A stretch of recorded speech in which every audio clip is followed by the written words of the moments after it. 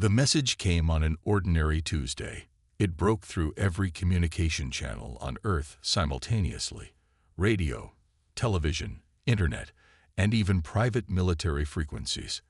For 8 seconds, the world heard the same strange, rhythmic pulse that scientists would later describe as clearly artificial and undeniably alien.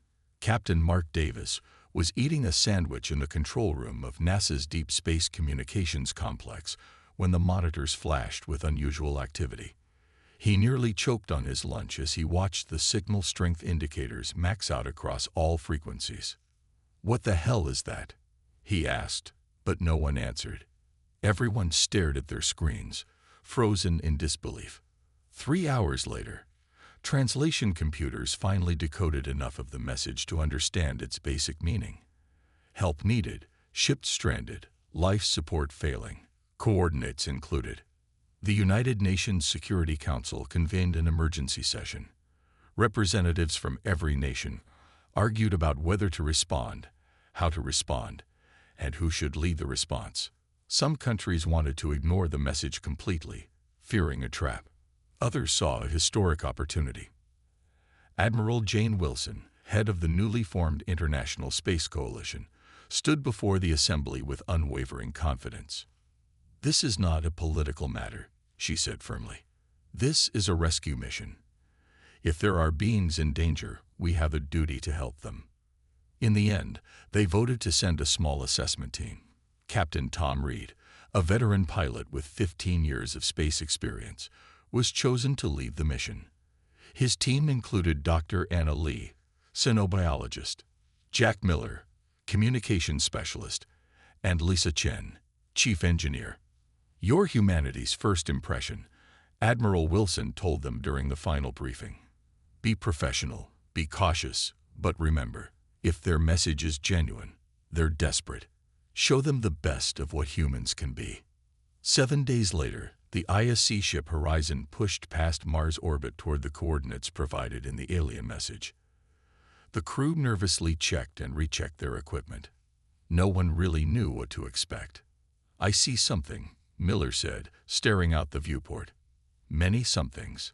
Captain Reed joined him and felt his breath catch. Spread across the blackness of space was a vast collection of ships. Hundreds, maybe thousands of them. Some were enormous, easily 20 times the size of the largest Earth vessel. Others were small and clustered together like schools of fish. They floated in a loose formation, completely dark except for occasional flickers of light from what might have been emergency systems. "My God," whispered Dr. Lee. "It's a fleet." The communication system crackled to life, and a face appeared on their main screen. It was vaguely humanoid but clearly alien. Tall forehead, wide-set eyes with vertical pupils, and skin that seemed to shimmer with a bluish tint. The alien spoke, and their translation software struggled to keep up. "Earth vessel, this is Commander Turax of the Taurian Confederation. We thank you for answering our call. Our situation is..." There was a pause as the alien seemed to search for the right word. "Desperate." Reed stepped forward. "This is Captain Thomas Reed of the International Space Coalition. We received your distress signal. How can we help?" The alien's expression changed subtly. "Your species is not known to us as spacefaring. Your technology is." Another pause. "Primitive by our standards. Yet you are the only ones who responded. Our engines have failed. Life support systems are operating on emergency power. We have millions of refugees aboard these vessels." Lisa Chen moved closer to the screen, her engineer's mind already analyzing the problem. "What kind of engine failure? Maybe we can help." Commander Terax's eyes narrowed slightly. "You? Help us? Your species has barely left your own planet." Reed stepped in before Chen could respond. "Commander, sometimes fresh eyes see solutions others miss. Let us at least try." After a long moment, the alien nodded. "Very well. You may dock with our command ship. But understand this, if you cannot help us, every being on these vessels will die. We have nowhere else to turn." As the horizon approached the massive alien flagship, Reed looked at his team. "Well," he said quietly, "no pressure." Docking with the alien flagship was like parking a bicycle next to a skyscraper. The human ship Horizon looked tiny against the massive Taurian vessel. As the airlock sealed with a hiss, Captain Reed led his team through the connection tube. They stepped into a world of strange beauty. The alien corridors were wide and tall, with walls that seemed to glow from within. The air felt slightly thicker than Earth's, with a faint scent like cinnamon and ozone.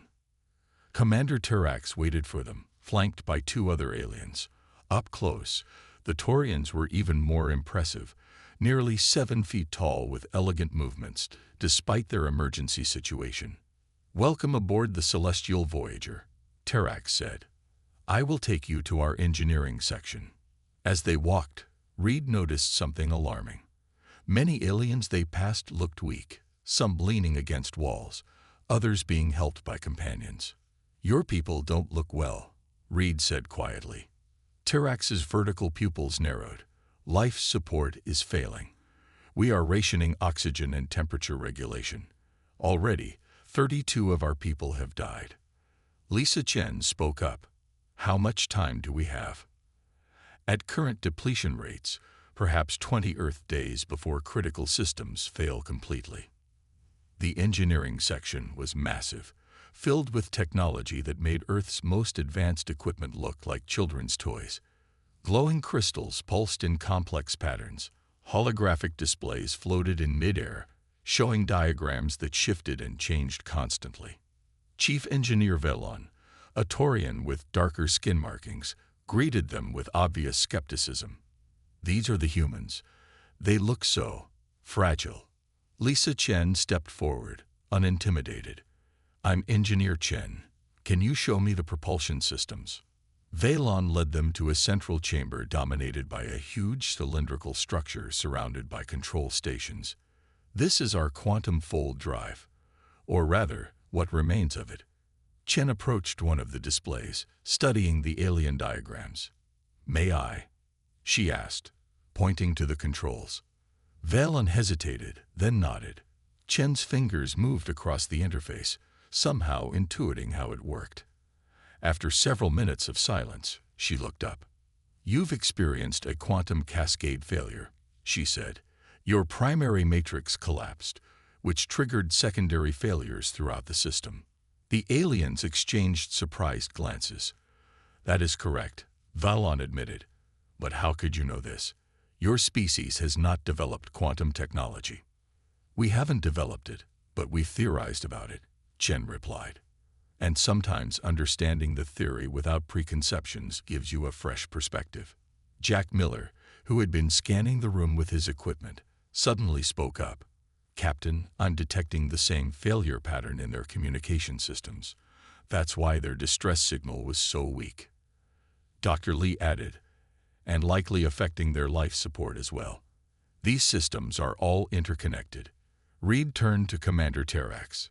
"We need to see one of your smaller vessels, and we need to know exactly how many ships are affected and what resources you have available." "All vessels are affected," Terax said grimly. "Our entire fleet used the same technology. When the cascade began, it spread through our communication network. As for resources," he gestured at the surrounding technology, "we have advanced manufacturing capabilities, but they require functional power systems to operate." Lisa Chen was already deep in thought, her eyes distant.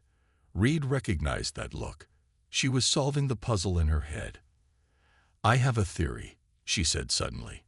"Your quantum systems are too sophisticated to fix with your damaged equipment, but we might be able to bypass them completely." "Bypass?" Velon looked offended. "These are the most advanced propulsion systems in the galaxy." "And they're completely useless right now," Chen replied bluntly. "Sometimes the most advanced solution isn't the best one. Sometimes you need to go back to basics." Reed noticed something he hadn't expected to see in the aliens' expressions: hope. "What do you propose?" asked Commander Terax. Chen looked at her captain, seeking permission. Reed nodded. "We need to build you new engines," she said, not quantum engines, old-fashioned ones, the kind humans know how to make. Velon made a sound like a scoff. Primitive combustion engines. They could never move our fleet. No, Chen said with a smile. Something in between. Something elegant in its simplicity. And we'll need Earth's help to build them. The command center of the Taurian flagship buzzed with tension as Lisa Chen stood before a table of alien officials. Using a makeshift holographic projector, she displayed her plans for what she called a hybrid drive system. Your quantum technology is beautiful, Chen explained, but it's like a house of cards. When one part failed, everything collapsed. What we need is something more resilient. Admiral Corvus, the highest-ranking Taurian, leaned forward with skepticism clear in his silver eyes. And you believe human technology centuries behind our own, can save us? Chen nodded confidently. Sometimes older is better. Your systems are so integrated that they can't function independently. Ours are modular and adaptable. Captain Reed watched as Chen manipulated the hologram, showing how standard electromagnetic drives could be combined with salvageable parts of the alien quantum systems. We can't fix your quantum fold technology, Chen continued, but we can build something that will move your ships. Not as fast as before, but fast enough to reach a proper repair facility. The Taurian engineers muttered among themselves. Chief Engineer Valen finally spoke up. This is primitive, he said, though without the earlier contempt in his voice. But the principles are sound. The question is materials. We cannot fabricate these components with our systems offline. That's where Earth comes in, Reed interjected. We may not have quantum technology, but we have factories, refineries, and manufacturing capacity. We can build what you need. A heavy silence fell over the room. The idea of depending on Earth, a planet the Taurians had previously considered barely worth noticing, clearly made the aliens uncomfortable. Admiral Corvus stood up slowly. You ask us to entrust the lives of millions to industrial-age technology. No, Reed replied firmly. We ask you to entrust those lives to humans who understand that technology. There's a difference. Before Corvus could respond, a younger Taurian officer rushed into the room. Admiral, life support has failed on the stellar Voyager. 800 refugees at risk.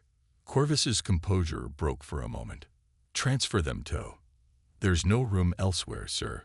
All ships are at capacity. Reed saw his opportunity. Let us help with that too. Engineer Miller has been studying your life support systems.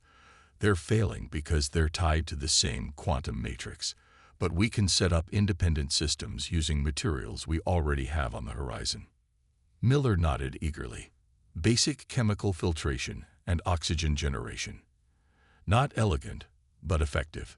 The Taurian Leadership Conference erupted into arguments in their native language. Reed couldn't understand the words, but he recognized the tone. Pride battling with desperation. Finally, Corvus silenced them with a gesture and turned to Reed. Very well, Captain. We accept your assistance. What do you require from us? The next 12 hours were a blur of activity. Reed established communication with Earth, explaining the situation and requesting emergency production of the components Chen had designed. The United Nations quickly approved the mission, mobilizing manufacturing facilities worldwide. Meanwhile, Miller led a team to the struggling refugee ship. Using equipment from the horizon and materials salvaged from non-critical systems, they constructed a crude but effective life support backup. By midnight, oxygen levels had stabilized. Chen worked alongside Valen in the engineering bay, creating a prototype of their hybrid drive using parts from the human ship. The Taurian engineer watched with growing respect as Chen solved problems with straightforward solutions that had never occurred to the aliens. Your approach is unusual, Valen admitted as they tested a power coupling. You use physical solutions where we would use quantum manipulation. Chen smiled as she tightened a connection. That's because we can't rely on advanced technology to solve every problem. We had to learn to work with what we have. When the prototype sparked to life, generating a steady electromagnetic field. Even Valon seemed impressed. "It's not elegant," he said, watching the readings on his scanner, "but it works. And right now, that's all that matters." By morning, the first shuttle was departing for Earth, carrying Taurian technical advisors and human engineers. They would oversee the massive production effort needed to save the alien fleet. As Reed watched them go, he turned to Commander Terax. "This is just the beginning. We have a lot of work ahead." Terax's expression was unreadable, but his words were clear. "Perhaps we underestimated your species, Captain Reed." "That's okay," Reed replied with a small smile. "We're used to being underestimated." Earth had never seen an operation like this before. Factories from Beijing to Detroit, from Sao Paulo to Mumbai, all retooled their production lines to create the components needed for the alien fleet. What would normally take years of planning happened in days. John Bennett, factory manager at Global Aerospace, watched in amazement as his workers assembled electromagnetic coils according to Lisa Chen's specifications. Next to his human quality control team stood two Taurian engineers, their tall forms drawing stares from everyone in the facility. "Is this really going to work?" Bennett asked the alien closest to him, a Taurian named Kelver. The alien's vertical pupils dilated slightly. "Your engineer Chen's design is unrefined, but functional. If the components meet specifications, yes." Bennett nodded and patted a massive coil. "Then we'll make sure they meet specifications." In orbit, the International Space Station had become command central for the rescue operation. Admiral Wilson coordinated the global effort, while Captain Reed managed the growing human presence among the alien fleet. "We've got the first shipment of components ready to launch," Wilson reported during their daily briefing. "But we're facing some political complications." Reed frowned. "What kind of complications?" "Several nations are demanding Taurian technology in exchange for their manufacturing capacity. The Russian Federation is being particularly insistent." "We don't have time for this," Reed said firmly. "Those ships have less than 2 weeks of life support remaining." Wilson nodded grimly. "I know. I scheduled an emergency UN session for tomorrow. We need everyone on board." Meanwhile, aboard the Taurian flagship, Lisa Chen worked tirelessly alongside Chief Engineer Valon. Their initial friction had gradually transformed into a peculiar sort of respect. They argued constantly but productively, each challenging the other's assumptions. "This connection will fail under stress," Valon insisted, pointing to a junction where human technology interfaced with Taurian systems. Chen studied it, then nodded. "You're right. What if we reinforce it with a magnetic containment field?" Valon considered this. "Possible, but inefficient." "Inefficient is better than dead," Chen replied bluntly. The Taurian made a sound that might have been a chuckle. "Your species has a refreshing directness, Engineer Chen." In another section of the ship, Dr. Anna Lee worked with Taurian medical staff to address the growing health crisis among the refugees. The life support patches were working, but barely. "Your physiology is fascinating," Lee told the Taurian doctor, Mira. "Your people can tolerate much lower oxygen levels than humans, but you're far more sensitive to temperature changes." Mira nodded, her slender fingers adjusting settings on a medical scanner. "It makes treating our diverse population challenging. We have 3 distinct species in the refugee fleet, each with different requirements." On Earth, not everything went smoothly. Outside the United Nations, protesters gathered with signs reading "Earth First" and "No Alien ALINC." Security forces kept them separated from counter-protesters showing support for the rescue mission. Inside the General Assembly, debate raged. The Russian representative stood at the podium, his voice firm. "The Taurian Confederation clearly possesses technology centuries beyond our own. We are simply asking for fair compensation for our assistance, knowledge that could advance our own civilization." Admiral Wilson took the podium next. "With respect, this is a rescue mission, not a negotiation. There are millions of lives at stake. We wouldn't demand payment to save a sinking ship, and we shouldn't demand it now. The debate lasted hours, but ultimately, global support for the rescue mission prevailed. Production accelerated around the world. Back in space, the first human-made components arrived at the Taurian fleet. Teams of human engineers in spacesuits worked alongside Taurian technicians, installing the new systems ship by ship, starting with those in most critical condition. Reed floated outside the hull of a refugee transport, watching as Miller directed the installation of an electromagnetic drive unit. "How's it going?" Reed asked through the comm system. Miller gave a thumbs up in his bulky spacesuit. "Slow but steady, Captain. This is the third ship we've retrofitted. The Taurians are quick learners. They're already taking the lead on the next vessel." Reed looked out at the vast fleet stretching into the darkness. 3 ships down, thousands to go.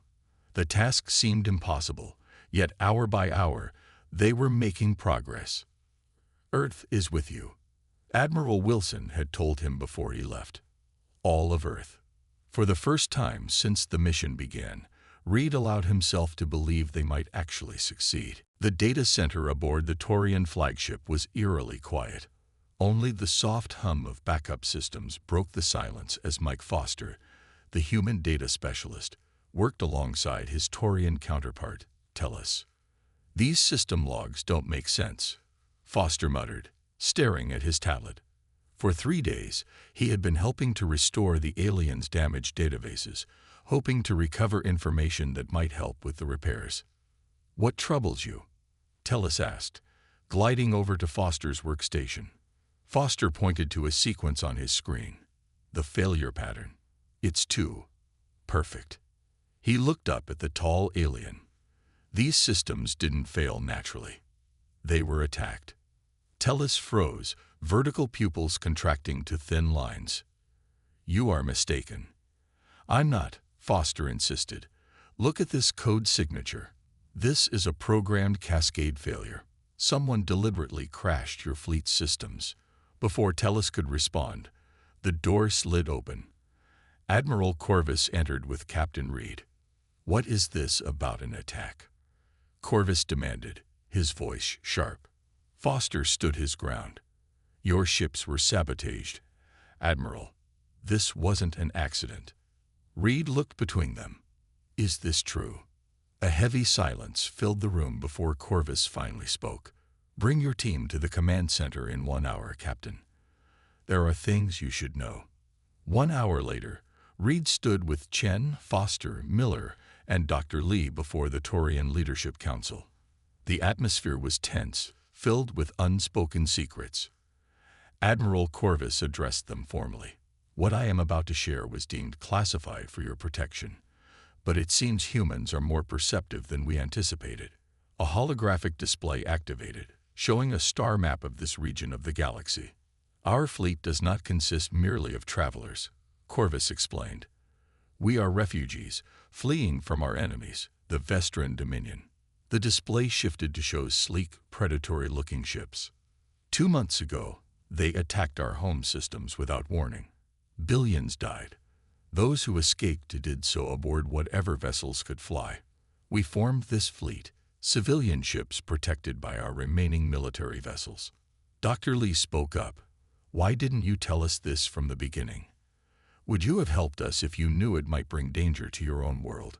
Corvus asked bluntly. Reed felt cold realization wash over him. "You think they followed you here?" Corvus nodded grimly. "We believe Vestran agents infiltrated our fleet before we fled. The sabotage was their work, designed to strand us in an uninhabited system where we would slowly die. But then we showed up," Chen said quietly. "Yes, your response was unexpected. The Vestrans would have assumed no help would come from a pre-FTL civilization like Earth." Foster leaned forward. "So these Vestrans, they could be coming here to finish what they started." "It is a possibility we cannot discount," Commander Turax admitted. "If they discover that you are helping us." Reed completed the thought. "Then Earth becomes a target too." The room fell silent as the humans absorbed this new information. The stakes had just grown exponentially higher. Finally, Reed spoke. Admiral, with respect, you should have told us this from the start. We deserved to know the risk. Perhaps, Corvus acknowledged. But would your world have helped us if they knew? Reed thought about the protests, the political debates, the fear of the unknown that had already complicated their mission. I don't know, he admitted honestly. But hiding the truth only makes it harder to prepare for what might come. Dr. Lee stepped forward. Why do these Vestrans want to destroy you? Corvus's expression darkened. Resources, territory, ancient grievances. Does it matter? They believe the galaxy has room for only one dominant civilization. Chen, who had been uncharacteristically quiet, finally spoke. This changes nothing about the repairs. Your fleet still needs to be mobile, now more than ever. Reed nodded in agreement. Chen's right, but we need to inform Earth about this new threat. They need to prepare, just in case. Corvus studied the humans carefully. You would continue to help us, knowing this could bring danger to your world. Reed looked at his team, seeing determination in their eyes. Admiral, he said simply, we already committed to this mission. The fact that you're running from something rather than just stranded doesn't change our obligation to help. For the first time since they'd met, Admiral Corvus showed what might have been genuine emotion, a mixture of surprise and something like respect. Your species continues to confound me, Captain Reed. Perhaps there is more to humanity than we first believed. 3 weeks into the rescue operation, Earth's long-range sensors detected something troubling. 5 unknown vessels had entered the solar system, their trajectory bringing them directly toward the stranded Taurian fleet. Vestran scout ships, Commander Terax confirmed grimly, studying the sensor data on the flagship's bridge. They found us. Captain Reed felt his stomach tighten. The repair work was only half complete. Most of the Taurian vessels could now move, but slowly and without defensive capabilities. How long until they reach us? He asked. 36 hours, Terax replied. And these are merely scouts. If they confirm our location, the main battle fleet will follow. Admiral Wilson's face appeared on the communication screen, her expression grave. We've detected the incoming vessels. The Security Council is meeting now to determine Earth's response. Reed nodded. Admiral, these are enemy ships. If they find the Taurian fleet here, they'll finish what they started, and they won't care about Earth getting caught in the crossfire. Understood, Captain. Stand by. Back on Earth, the revelation about the true nature of the Taurian situation had caused widespread panic. Military forces around the world went on high alert. Some nations demanded immediate withdrawal from the rescue mission, arguing that humanity should not fight an alien war. In an emergency session of the United Nations, Admiral Wilson stood firm. We cannot abandon these people now, she declared. Not only would it condemn millions to death, but it would also show these Vestrans that Earth is weak. They would see us as easy targets. The Chinese representative rose. What chance do we have against a species capable of interstellar warfare? Our most advanced weapons are toys compared to theirs. Perhaps, Wilson conceded, but we have advantages they don't expect. Our ships are already in position. We've been integrating our technology with Taurian systems for weeks, and the Vestrans have no idea what humans are capable of. The debate raged for hours while precious time ticked away. Finally, a vote was called. By a margin of 142 to 51, the Secretary General announced, the United Nations authorizes defensive measures to protect both Earth and the Taurian refugee fleet. Aboard the flagship, Reed received the news with mixed emotions, pride in his planet's decision, fear of what was to come. Earth stands with you, he told Admiral Corvus. Our defense fleet is mobilizing. Corvus seemed genuinely surprised. Your people would risk themselves for strangers. It's what we do, Reed replied simply. The next 24 hours were a blur of frantic preparation. Every Taurian ship with functioning engines was moved into a defensive formation. Earth's small fleet of military spacecraft, never designed for actual combat, took positions alongside them. Lisa Chen worked with barely a break, her hands steady despite her exhaustion, as she rerouted power to the few weapon systems they had managed to restore. "This might give us enough firepower to damage one of their smaller vessels," she explained to Reed. "Let's hope it's enough," he replied. As the enemy scout ships approached, an unexpected message arrived from Earth. It was Admiral Wilson herself, now aboard the EDS Defender, leading Earth's response fleet.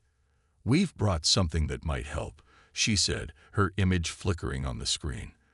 "Prototype electromagnetic pulse weapons, based on what we learned from the Taurian systems." Reed felt a spark of hope. Will they work against Vestran ships? We're about to find out. The scout ships emerged from light speed at the edge of the formation, sleek and predatory. Their design was noticeably different from the Taurian vessels, sharper, more aggressive. "They're scanning us," Tellis reported from the sensor station, detecting both Taurian and Earth vessels. For several tense minutes, nothing happened. Then, suddenly, the lead Vestran ship fired, a blinding beam of energy that sliced through the darkness of space. But the target wasn't a Taurian refugee ship as expected. It was aimed directly at Wilson's Defender. "Evasive maneuvers," Reed shouted, even though he knew Wilson couldn't hear him. The human ship, far more nimble than its alien counterparts, rolled aside just in time. The energy beam missed by meters. "They're targeting the human ships first," Corvus realized. "They see you as the greater threat." Reed watched as Earth's small fleet scattered, employing unpredictable patterns that confused the Vestran targeting systems. The battle had begun, and with it, humanity's first interstellar war. The outcome remained uncertain, but one thing was clear. Earth had chosen its side in this cosmic conflict. The battle unfolded unlike anything in human history. The 5 Vestran scout ships moved with deadly precision, their weapons far more powerful than anything Earth or the damaged Taurian fleet possessed. Another hit on the refugee carrier, Miller shouted over the chaos of the flagship's command center. Captain Reed watched the tactical display with growing dread. 2 Earth vessels had already been badly damaged, though thankfully their crews had managed to evacuate. The Vestran ships, meanwhile, remained largely untouched, their advanced shields absorbing most attacks. "We can't win this through firepower," Reed realized. He turned to Admiral Corvus. "We need a different approach." Lisa Chen, who had been working frantically at an engineering station, looked up suddenly. "Captain, I have an idea. The electromagnetic pulse weapons from Earth, they're not strong enough to penetrate Vestran shields directly, but what if we modify them?" "How?" Corvus demanded. "We use the remaining Taurian quantum resonators to amplify the pulse. It won't be elegant, but it might create a feedback loop in their shield systems." Reed nodded. "Do it." As Chen worked with Taurian engineers to modify the weapons, Reed contacted Admiral Wilson. "We need to change tactics," he explained. "Stop trying to damage their ships and focus on distracting them. We need time to implement Chen's plan." Wilson's face, illuminated by warning lights aboard her vessel, showed determination despite a cut across her forehead. "Understood, Captain. We'll give you that time." The Earth ship shifted strategy, employing evasive patterns no Vestran computer could predict because they made no logical sense. The human pilots flew with instinct and imagination, rather than programmed efficiency, confusing the enemy targeting systems. Meanwhile, aboard the 3 most functional Taurian vessels, Chen's modified pulse weapons were being prepared. "This might overload our own systems," Chen warned as she made the final adjustments. "But it's our best shot." Reed looked at the tactical display. The Vestrans were growing frustrated with the elusive Earth ships and had begun concentrating fire on the vulnerable refugee vessels instead. "We're out of time," Reed said. "Fire when ready." The modified weapons fired simultaneously from 3 directions. At first, nothing seemed to happen. The pulses struck the Vestran shields and appeared to dissipate harmlessly. Then, gradually, a strange flicker appeared around the enemy ships. The quantum resonance was creating an expanding feedback loop within their shield systems. "It's working," Chen exclaimed. One by one, the Vestran shields failed. Immediately, the combined Earth and Taurian forces concentrated all remaining firepower on the now vulnerable scout ships. 2 Vestran vessels exploded in brilliant flashes, a third lost propulsion and drifted helplessly. The remaining 2, recognizing their sudden disadvantage, turned and accelerated away, vanishing into light speed. A stunned silence fell over the command center, broken finally by a cheer from the human crew members that quickly spread to the Taurians. "We did it," Reed said quietly, hardly believing it himself. Admiral Corvus approached him slowly. "No, Captain. You did it. Without Earth's intervention, we would all be dead now." He paused, seeming to consider his next words carefully. "It seems we have severely underestimated your species." In the days that followed, the work continued to repair the remaining Taurian vessels. But now the atmosphere had changed. Where once the aliens had regarded humans with polite condescension, there was now genuine respect. 1 month after the battle, the Taurian High Council held a formal ceremony aboard their flagship. Representatives from Earth, including Captain Reed's team and Admiral Wilson, stood before the assembled alien leadership. For centuries, the Taurian Confederation has explored the galaxy, Admiral Corvus began. "We have encountered many civilizations, but few have shown the courage, resourcefulness, and compassion that humanity has demonstrated." He gestured to an aide, who brought forward an ornate document. "Today, by unanimous decision of the High Council, we extend a formal invitation to Earth to join the Taurian Confederation, not as junior partners, but as full and equal members." Admiral Wilson stepped forward to accept the document. "On behalf of Earth, we are honored by your invitation. Our worlds have much to learn from each other." Later, as the human team prepared to return to Earth, Reed found himself standing with Chen and Miller, looking out at the vast fleet, now repaired and ready to continue its journey. "What happens now?" Miller asked. Reed watched as Earth ships moved smoothly alongside alien vessels, no longer separate forces but parts of a single fleet. "Now," he said, "humanity joins the galaxy." Chen smiled, her eyes on the stars beyond. "And to think, all of this happened because they broke down in our neighborhood." "Sometimes," Reed replied, "being in the right place at the right time is all it takes to change history." As their shuttle departed for Earth, the Taurian flagship sent a message that was broadcast to everyone on the planet. "To the people of Earth, today marks not the end of a rescue mission, but the beginning of an alliance. Together, we face the stars."